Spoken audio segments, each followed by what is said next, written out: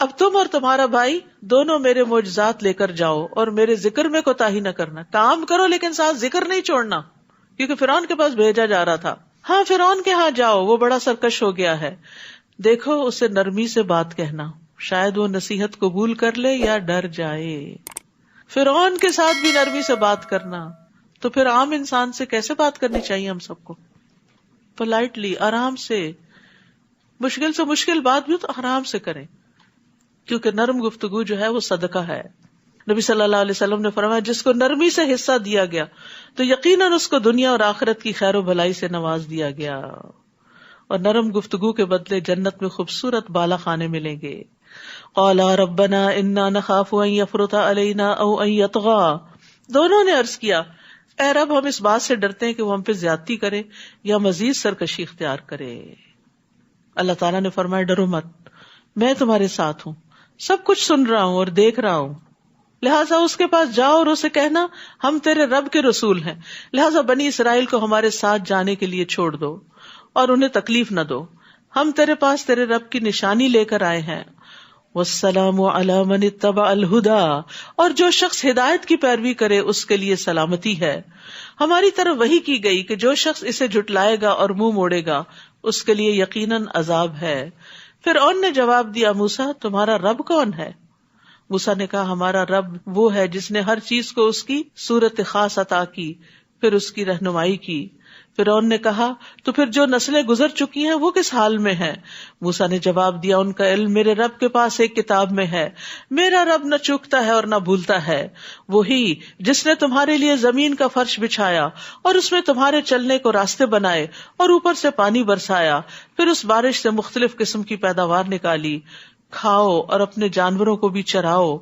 اس طریقے کار میں اہل عقل کے لیے بہت سی نشانیاں ہیں.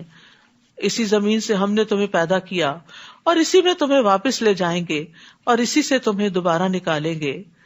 غرض ہم نے فرعون کو اپنی نشانیاں دکھائیں مگر وہ انہیں جھٹلاتا رہا اور کوئی بات تسلیم نہ کی. موسیٰ سے کہنے لگا کیا تو ہمارے پاس اس لیے آیا کہ ہمیں اپنے جادو کے زور سے ہمارے ملک سے نکال دے؟ سو ہم بھی اس قسم کا جادو لاتے ہیں, لہٰذا اپنے اور ہمارے درمیان مقابلے کے لیے ایک وقت مقرر کر لو جس کی خلاف ورزی نہ تم کرو نہ ہم کریں, اور اس جگہ پہنچنا دونوں کے لیے یکساں ہو. موسیٰ علیہ السلام نے جواب دیا اچھا یہ وعدہ جشن کا دن ہے اور لوگ چاشت کے وقت جمع ہوں گے, یعنی ان کا بڑا دن تھا. چنانچہ فرعون لوٹ گیا اور اپنے سارے ہتھ کنڈے جمع کیے اور مقابلے پہ آ گیا. اس وقت موسیٰ نے لوگوں سے کہا افسوس تم پر, اللہ کے ذمے جھوٹی باتیں نہ لگاؤ ورنہ عذاب سے وہ تمہیں غارت کر دے گا, کیونکہ جس نے بھی جھوٹ گھڑا ناکام ہی رہا. پھر اس معاملے میں وہ آل فرعون آپس میں جھگڑنے لگے اور خفیہ مشورہ کرنے لگے. آخر کچھ لوگوں نے کہا یہ دونوں جادوگر ہیں اور چاہتے یہ ہے کہ جادو کے زور سے تمہیں تمہارے ملک سے نکال دیں اور تمہارا مثالی طریقے زندگی ختم کر دیں. لہٰذا اپنی سب تدبیریں اکٹھی کرو اور متحد ہو کر مقابلے میں آؤ اور سمجھ لو کہ جو آج غالب رہا وہ جیت گیا. پھر موسیٰ سے کہنے لگے موسیٰ تم ڈالتے ہو یا پہلے ہم ڈالیں؟ موسیٰ نے کہا تم ہی ڈالو. پھر ان کے جادو کے اثر سے ایسا معلوم ہوتا تھا کہ ان کی رسیاں اور لاٹیاں یکدم دوڑنے لگی ہیں. یہ دیکھ کر موسیٰ اپنے دل میں ڈر گئے. ہم نے وحی کی اسے کہا مت ڈرو, غالب تم ہی رہو گے, اور جو کچھ تمہارے دائیں ہاتھ میں ہے اسے پھینک دو. جو کچھ ان جادوگروں نے بنا رکھا ہے وہ سب کچھ ہڑپ کر جائے گا, یعنی عصا پھینک دو. انہوں نے تو صرف جادو کی فریب کاری ہی بنائی ہے, اور جادوگر جہاں سے بھی آئے کامیاب نہیں ہو سکتے. وَلَا يُفْلِحُ السَّاحِرُ حَيْثُ أَتَى, یہ بھی جادو کے توڑ کے لیے بہترین آیت ہے. اور جادوگر جہاں سے بھی آئے مقابلے میں کامیاب نہیں ہو سکتا. تو اگر انسان کو کوئی ایسی تکلیف ہو تو انسان اللہ کی طرف رجوع کرے, اپنا معاملہ اللہ کے سپرد کر دے, اللہ پر توکل کرے, شرعی وظائف اور اوراد اذکار پڑھے, اور جادوگروں کے شر سے اللہ کی پناہ میں اپنے آپ کو دے. فَأُلْقِيَ السَّحَرَةُ سُجَّدًا, چنانچہ یہ منظر دیکھ کر جادوگر بے ساختہ سجدے میں گر پڑے, کہنے لگے ہم ہارون اور موسیٰ کے رب پر ایمان لے آئے. فرعون بول اٹھا تم میری اجازت کے بغیر ہی اس پر ایمان لے آئے؟ یقیناً موسیٰ تمہارا بڑا ہے جس نے تمہیں جادو سکھایا ہے. اب میں تمہارے ہاتھ اور پاؤں مخالف سمتوں سے کٹواؤں گا اور کھجور کے تنوں میں تمہیں سولی چڑھاؤں گا، اور تمہیں خوب معلوم ہو جائے گا کہ ہم دونوں میں سے کس کی سزا شدید تر اور دیر پا ہے، یعنی موسیٰ کی یا فرعون کی۔ جادوگر کہنے لگے، جس ذات نے ہمیں پیدا کیا ہے اور جو کچھ ہمارے پاس واضح دلائل آ چکے ہیں، ان پر ہم تجھے کبھی ترجیح نہیں دے سکتے، لہٰذا جو کچھ تو کرنا چاہتا ہے کر لے، تو بس اس دنیا کی زندگی کا ہی خاتمہ کر سکتا ہے۔ تو اہل ایمان جو ہیں وہ دوسروں کی دھمکیوں کی پرواہ نہیں کیا کرتے۔ ایمان والے اپنے رب پر بھروسہ کرتے ہیں جب وہ کوئی نیک کام کرنے کو نکلیں، اور نفع نقصان کا مالک اللہ کو سمجھتے ہیں، کیونکہ بعض اوقات لوگ آپ کو ڈرانے لگتے ہیں کہ اگر یہ کام کیا تو تمہارا نقصان ہو جائے گا۔ یعنی مثلاً اگر آپ نے کسی قبر والے کی منت مانی ہوئی ہے کہ اس کی قبر پہ چڑھاوا چڑھائیں گے اور پھر نہیں چڑھایا تو لوگ کہتے ہیں دیکھنا تمہارے ساتھ کیا ہوتا ہے۔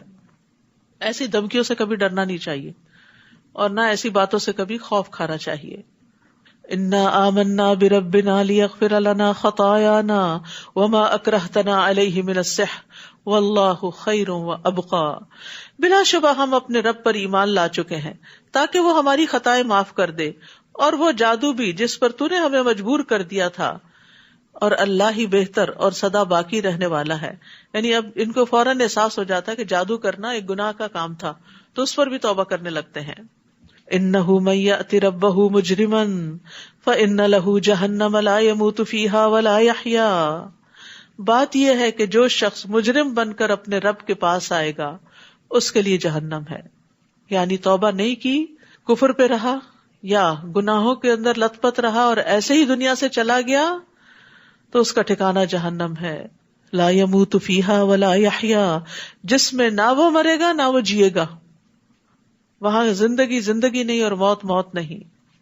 اور جو مومن بن کر آئے اور اس نے نیک اعمال بھی کیے ہوں تو ایسے ہی لوگوں کے لیے بلند درجات ہیں، ایمان اور عمل صالح۔ اور سدا بہار باغات جن میں نہریں بہ رہی ہوں گی، وہ اس میں ہمیشہ رہیں گے، یہ اس شخص کے لیے جزا ہے جو گناہوں سے پاک رہا۔ ذالک جزاء من تزکا، جو تزکیہ کے طریقے پر عمل پیرا رہا، جو اپنے گناہوں کو ساتھ ساتھ صاف کرتا رہا۔ کہتے ہیں کہ سارے بنی آدم خطا کار ہیں، اور بہترین خطا کار کون ہے؟ جو توبہ کرنے والے ہیں۔ اور التائب من الذنب کمن لا ذنب لہ، گناہ سے توبہ کرنے والا ایسا ہے جیسا اس نے کبھی گناہ کیا ہی نہ ہو۔ اور ہم نے موسیٰ کی طرف وحی کی کہ میرے بندوں کو راتوں رات لے کر نکل جاؤ، پھر ان کے لیے سمندر میں خشک راستہ بناؤ، تمہیں نہ تو تعاقب کا خوف ہو اور نہ ڈوب جانے کا ڈر ہو۔ پھر فرعون نے اپنے لاؤ لشکر سمیت ان کا پیچھا کیا تو سمندر نے انہیں یوں ڈھانپ لیا جیسے ڈھانپنے کا حق تھا، پوری طرح پانی کے نیچے آ گئے سارے۔ اور فرعون نے اپنی قوم کو گمراہی کیا، سیدھی راہ نہ دکھائی، کیونکہ انجام اچھا نہیں ہوا۔ بظاہر دیکھنے میں تو اس نے بہت تعمیرات کی تھی اور ملک کو بہت ترقی دی تھی، دنیاوی اعتبار سے وہ ایک بڑا کامیاب بادشاہ تھا، لیکن انجام کے اعتبار سے نہیں۔ تو ہر وہ کام جس کا انجام اچھا نہ ہو وہ اچھا نہیں ہوتا، چاہے بظاہر وہ کتنا ہی چمکدار کیوں نہ نظر آ رہا ہو، بظاہر دیکھنے میں کتنا ہی خوبصورت کیوں نہ لگے۔ اے بنی اسرائیل، ہم نے تمہیں تمہارے دشمن سے نجات دی اور طور کی دائیں جانب تمہیں کتاب دینے کا وعدہ دیا، اور تم پر من اور سلوہ اتارا، اور کہا کہ ہم نے جو پاکیزہ چیزوں کا تمہیں رزق دیا ہے اسے کھاؤ اور کھا کر سرکشی نہ کرو، ورنہ تم پر میرا غضب نازل ہوگا، اور جس پر میرا غضب اترا وہ گر کر ہی رہا۔ وَإِنِّي لَغَفَّارٌ لِمَن تَابَ وَآمَنَ وَعَمِلَ صَالِحًا ثُمَّ اهْتَدَىٰ، اور جو شخص توبہ کرے، ایمان لائے، اچھے عمل کرے اور سیدھے رستے پر گامزن رہے تو اس سے یقیناً میں بہت درگزر کرنے والا ہوں۔ اور اے موسیٰ، کون سی چیز تمہیں اپنی قوم سے پہلے یہاں لے آئی؟ یعنی تم نے عجلت کیوں کی؟ موسیٰ نے عرض کیا، وہ لوگ بھی میرے پیچھے آ رہے ہیں، اور میں نے تیرے حضور آنے میں اس لیے جلدی کی تاکہ تو مجھ سے خوش ہو جائے۔ تو تاجیل جو ہوتی ہے، عجلت جو ہوتی ہے، ویسے پسندیدہ نہیں، لیکن نیک کاموں کی طرف جلدی کرنا، اللہ کی رضامندی کی طرف آگے بڑھ جانا دوسروں سے، یہ قابل تعریف چیز ہے۔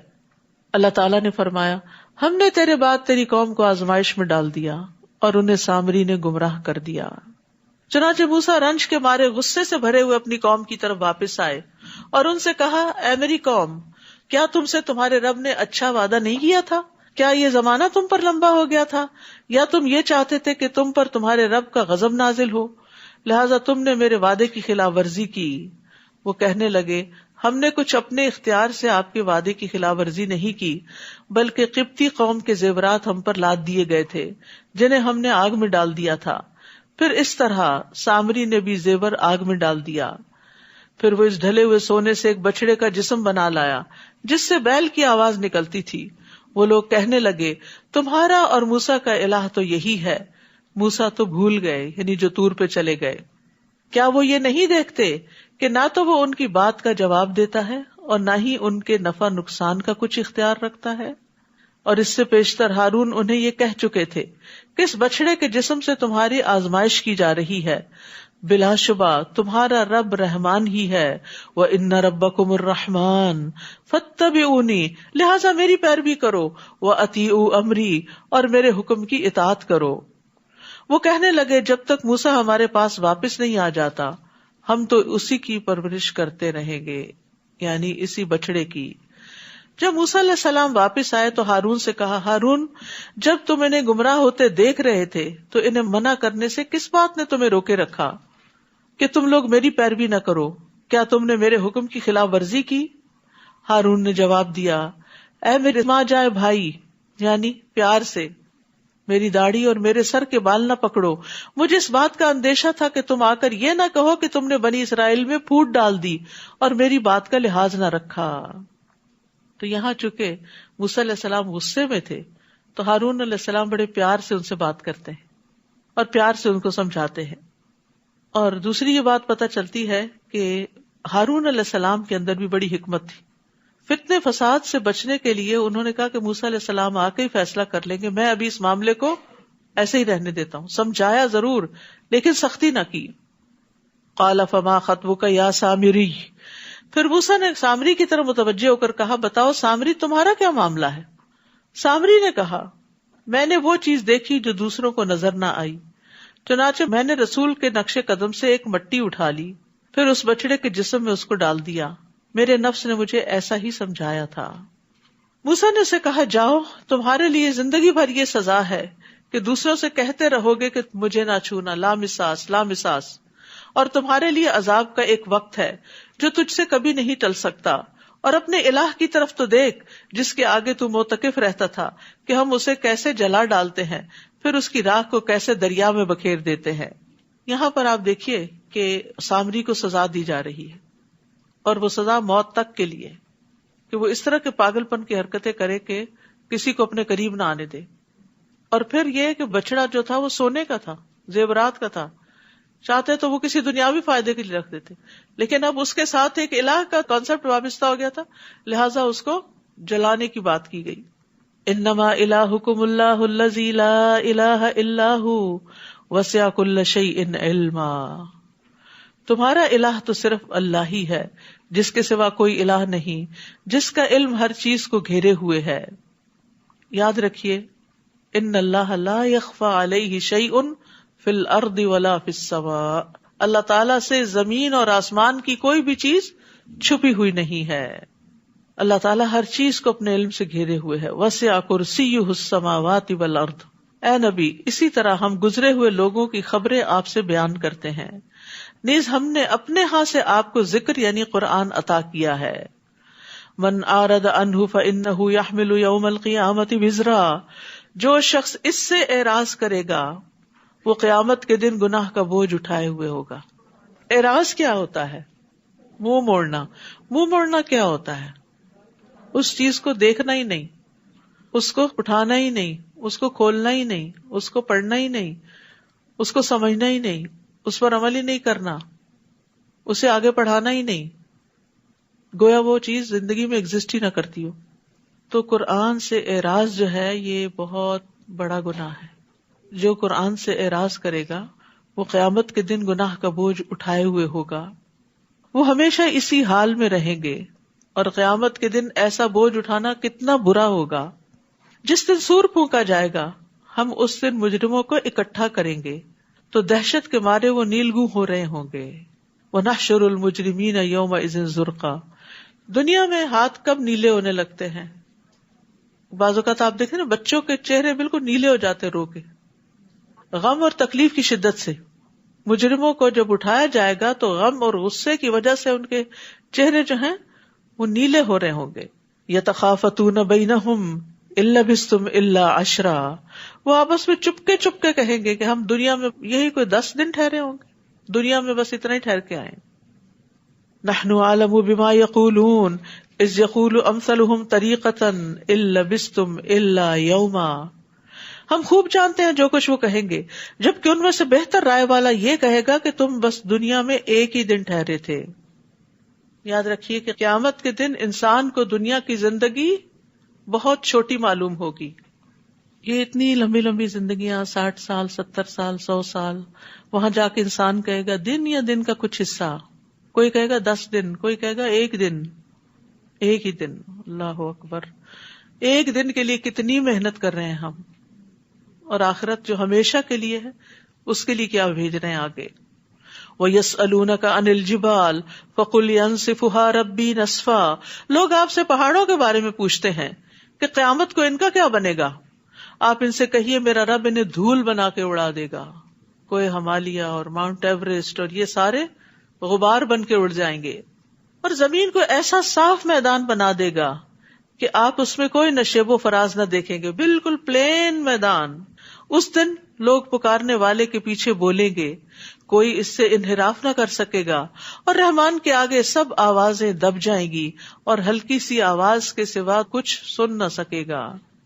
اس دن سفارش کچھ فائدہ نہ دے گی مگر جسے رحمان اجازت دے اور اس کی بات سننا پسند کرے. ہر کوئی اٹھ کے سفارش نہیں کرنے لگے گا، اور اگر کوئی دنیا میں کہے کر لو جو کرنا ہے، قیامت کے دن میں تمہاری سفارش کر دوں گا، تو اس بات کو سراسر جھوٹ سمجھیے. کوئی کسی کی سفارش نہیں کر سکتا اللہ کے اذن کے بغیر، اور وہ مخصوص لوگوں کو دیا جائے گا اذن. وہ لوگوں کا اگلا پچھلا حال سب کچھ جانتا ہے، لیکن دوسرے لوگ اسے نہیں جان سکتے. یعنی اللہ جانتا ہے جو ہمارے آگے ہے جو پیچھے ہے، لیکن ہمیں نہیں پتا اس کے بارے میں. وَأَنَتِ الْوُجُوهُ لِلْحَيِّ الْقَيُّومِ وَقَدْ خَابَ مَنْ حَمَلَ ظُلْمًا، سب چہرے اس دن زندہ پائندہ ہستی کے سامنے جھک جائیں گے، اور جس نے ظلم کا بوجھ اٹھایا وہ نامراد ہوا. اور جو شخص نیک اعمال کرے اور وہ مومن ہو تو اسے بے انصافی یا حق تلفی کا ڈر نہ ہوگا، اس میں ظلم نہیں کیا جائے گا.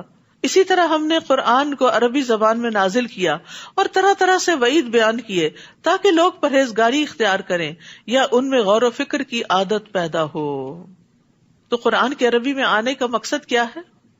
اس لیے کہ لوگ غور و فکر کر سکیں اور ان کے اندر پرہیزگاری پیدا ہو، کیونکہ عربی کے الفاظ دل پہ عجب طرح اثر کرتے ہیں. فتعال اللہ الملک الحق، بس اللہ ہی بادشاہ حقیقی بلند شان والا ہے، اور قرآن کی وحی پوری ہونے سے پہلے اسے پڑھنے میں جلدی نہ کیجیے اور دعا کیجیے وقل رب زدنی علما، کہ اے میرے رب مجھے مزید علم عطا کر. ابن مسعود جب بھی یہ دعا پڑھتے تو دعا کرتے اللہم زدنی علما و ایمانا و یقینا، اے اللہ میرے علم، ایمان اور یقین میں اضافہ فرما. علم میں بھی اضافہ مانگنا چاہیے، ایمان میں بھی، یقین میں بھی، اور فہم میں بھی. امام ابن تیمیہ کہتے ہیں کہ بعض اوقات میں نے ایک ایک آیت پر 100 تفاسیر کا مطالعہ کیا، پھر میں اللہ سے فہم کی دعا کرتا اور کہتا یا معلم آدم و ابراہیم علمنی، اے آدم اور ابراہیم کو تعلیم دینے والے مجھے بھی تعلیم دے. انہوں نے کبھی بھی اپنے علم پر غرور نہیں کیا تھا. نبی صلی اللہ علیہ وسلم یہ دعا مانگا کرتے تھے اللہم انفعنی بما علمتنی وعلمنی ما ینفعنی وارزقنی علما تنفعنی بہ، اے اللہ تو مجھے جو علم نصیب فرمائے اس سے مجھے فائدہ پہنچا، اور مجھے وہ علم دے جو مجھے فائدہ دے، اور مجھے ایسا علم دے جس کے ذریعے میں فائدہ اٹھا سکوں. کتنی خوبصورت دعا ہے. اور اس سے پہلے ہم نے آدم سے ایک عہد لیا تھا مگر وہ بھول گیا، اور ہم نے اس کا ایسا عزم نہ پایا. اور جب ہم نے فرشتوں سے کہا تھا کہ آدم کو سجدہ کرو تو ابلیس کے سوا سب نے اسے سجدہ کیا مگر اس نے حکم نہ مانا. لہذا ہم نے آدم سے کہا کہ یہ تمہارا اور تمہاری بیوی کا دشمن ہے، یہ خیال رکھنا کہ وہ کہیں تمہیں جنت سے نہ نکلوا دے، پھر تم مصیبت میں نہ پڑ جاؤ. یہاں تو نہ تمہیں بھوک ستاتی ہے، نہ ننگے رہتے ہو، نہ پیاس لگتی ہے اور نہ دھوپ ہوتی ہے. پس شیطان نے آدم کے دل میں وسوسہ ڈالا اور کہا آدم میں تمہیں وہ درخت نہ بتاؤں جس سے ابدی زندگی اور لا زوال سلطنت حاصل ہوتی ہے. اصل میں انسان کی بہت بڑی ویکنس ہے کہ زندگی زیادہ مل جائے اور اس کے لیے کچھ بھی اسے کرنا پڑے تو کر گزرے. تو وہ اس لالچ میں آ گئے کہ اچھا زیادہ دیر جئیں گے، چلو کوئی نہیں پھل ہی کھانا کھا لیں گے. تو اس لیے کبھی بھی انسان لوگوں کی باتوں میں آ کے اپنا طرز زندگی نہ بدلے، اور خاص طور پر جس بات کی کوئی دلیل ہی نہ ہو. فَأَكَلَا مِنْهَا فَبَدَتْ لَهُمَا سَوْآتُهُمَا، آخر کار ان دونوں نے اس درخت کا پھل کھا لیا جس سے ان کے سطر کے مقامات ایک دوسرے کے آگے کھل گئے. وہ جنت کے پتوں سے انہیں ڈھانکنے لگے. اللہ نے ان کو اتنی سمجھ دی تھی کہ ننگے نہیں رہنا، اور آدم نے اپنے رب کی نافرمانی کی تو وہ بھٹک گئے. پھر ان کے رب نے انہیں برگزیدہ کیا تو ان کی توبہ قبول کی اور ہدایت بخشی. اللہ تعالیٰ نے فرمایا تم دونوں یعنی انسان اور شیطان سب یہاں سے نکل جاؤ، تم ایک دوسرے کے دشمن ہوگے. پھر اگر تمہارے پاس میری طرف سے ہدایت آئے تو جو کوئی میری ہدایت کی پیروی کرے گا تو نہ وہ گمراہ ہوگا اور نہ تکلیف اٹھائے گا. ابن عباس کہتے ہیں کہ اللہ نے ضمانت دی کہ جو قرآن پڑھتا ہے اور اس پر عمل کرتا ہے وہ دنیا میں گمراہ نہیں ہوگا اور آخرت میں محروم نہیں ہوگا. پھر انہوں نے اسی آیت کی تلاوت کی.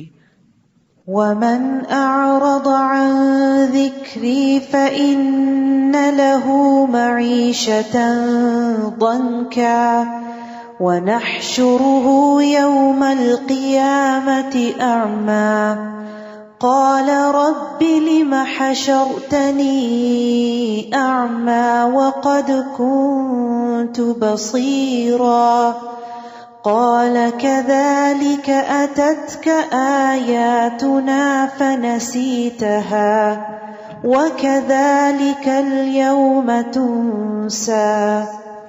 اور جو میری یاد سے منہ موڑے گا تو اس کی زندگی تنگ ہو جائے گی اور قیامت کے دن ہم اسے اندھا کر کے اٹھائیں گے. استغفر اللہ.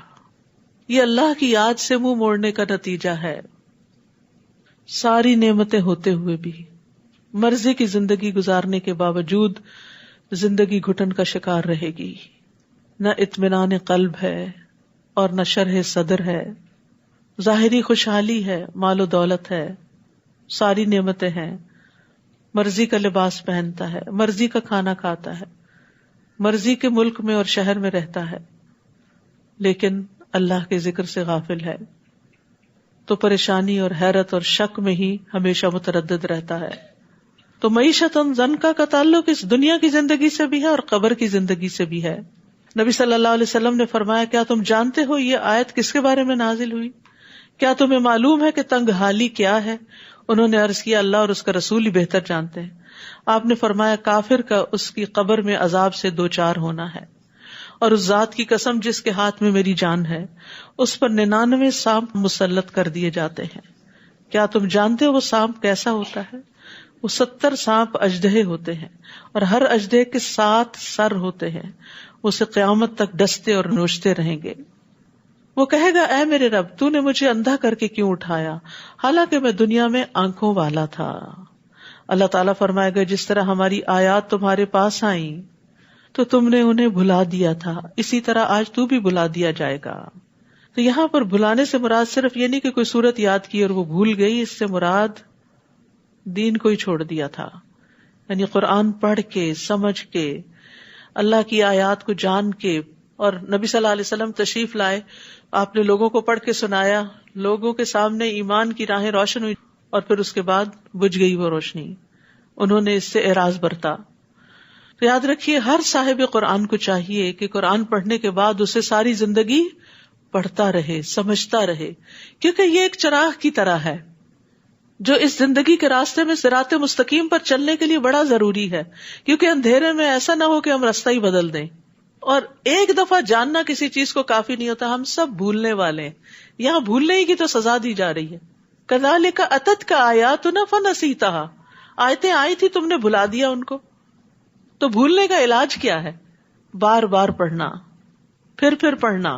اور جو شخص بھی حد سے بڑھ جائے اور اپنے رب کی آیات پر ایمان نہ لائے ہم اسے اسی طرح سزا دیں گے، اور آخرت کا عذاب تو شدید اور باقی رہنے والا ہے.